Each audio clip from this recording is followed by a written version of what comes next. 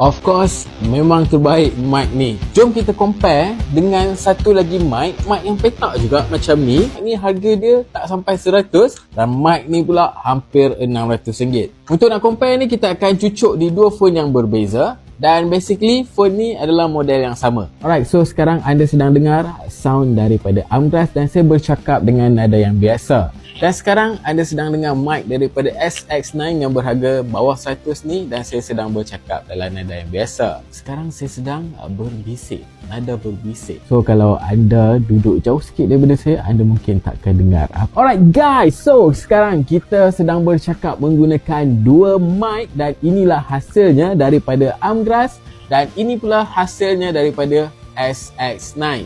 Alright guys, so anda rasa mana satu yang best? Mic berharga bawah RM100 atau mic berharga RM600 ni? So guys, check out dekat beg kuning, ada dua-dua mic.